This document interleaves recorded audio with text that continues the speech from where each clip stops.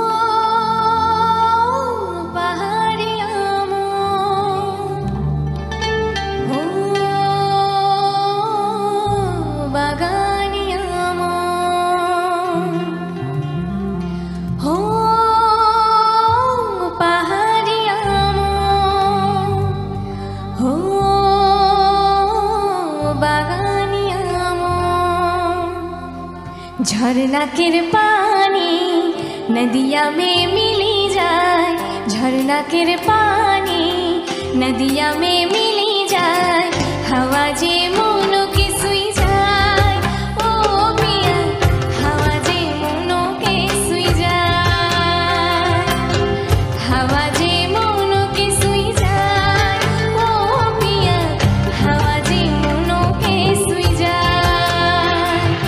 ओ पाहाड़िया मो, ओ बागानिया मो,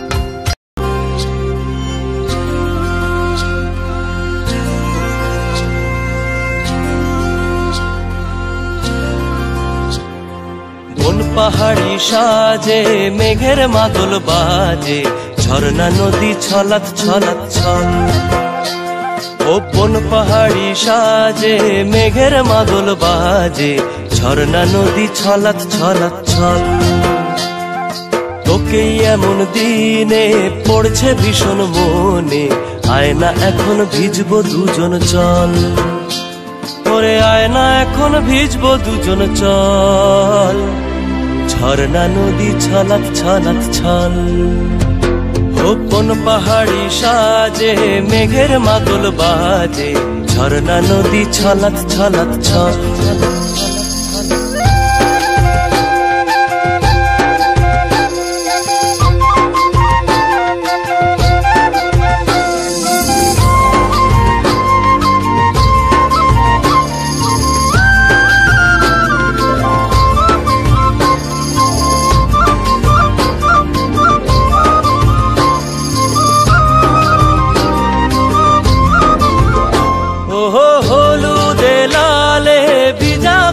ফুলে সুখা পাহাড় সেজেছে আজ ওহো তোর খোঁপারি চুলে সাজায় দেব বলে হলুদ ফুলের দেখ না এত লাজ ও লাজুক নরম নুপুর পায়ে লাজুক নরম নুপুর পায়ে নজর না লেগে যায় রুমঝুম বাজুক রূপর মন ওরে আয় না এখন ভিজবো দুজন চল ঝর্ণা নদী ছলাৎ ছলাৎ ছল কোন পাহাড়ি সাজে মেঘের মাদল বাজে ঝর্ণা নদী ছলাৎ ছলাৎ ছল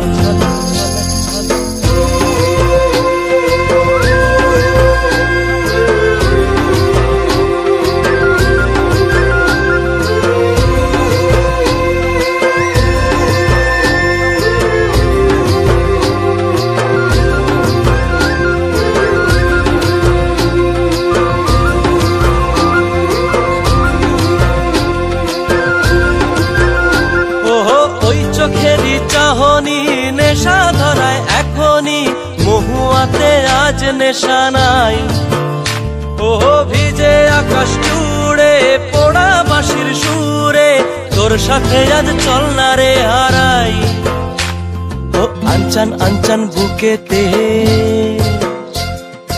আনচান আনচান বুকেতে জানি নাকি সুখেতে তোর মতনই ভরা নদীর জল ওরে আয় না এখন ভিজবো দুজন চল ঝর্ণা নদী ছলাৎ ছলাৎ ছল ওহো কোন পাহাড়ি সাজে মেঘের মাদল বাজে ঝর্ণা নদী ছলাৎ ছলাৎ ছল তোকে এমন দিনে পড়ছে ভীষণ মনে আয় না এখন ভিজবো দুজন চল ওরে আয় না এখন ভিজবো দুজন চল ঝর্ণা নদী ছলাৎ ছলাৎ ছল ওরে আয় না এখন ভিজবো দুজন চল ঝর্ণা নদী ছলাৎ ছলাৎ ছল ওরে আয় না এখন ভিজবো দুজন চল ঝর্ণা নদী ছলাৎ ছলাৎ ছল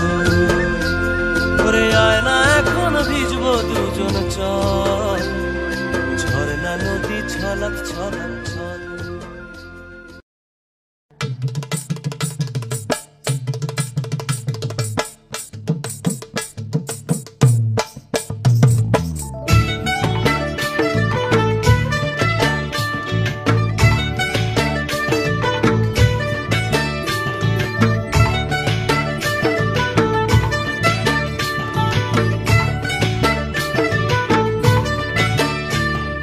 oh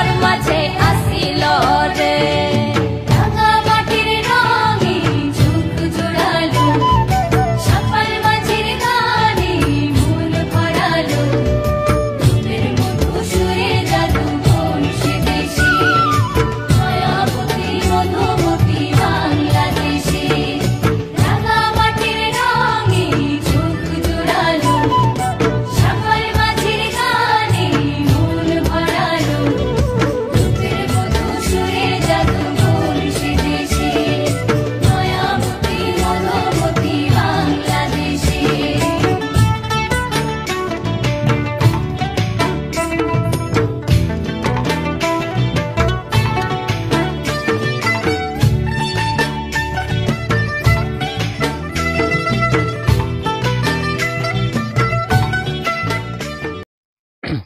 তো সবাইকে নমস্কার জানিয়ে আজকের ভিডিওটা শেষ করছি। যে সকল বন্ধু আমার ভিডিওটা ফুল ওয়াচ করেছো তাদেরকে অসংখ্য অসংখ্য ধন্যবাদ। আর যে সকল আমার নতুন বন্ধু হয়ে আছো তারা আমার চ্যানেলটাকে সাবস্ক্রাইব করে আমার পাশে থেকো এরকম মজাদার মজাদার রোমান্টিক গান শোনার জন্য।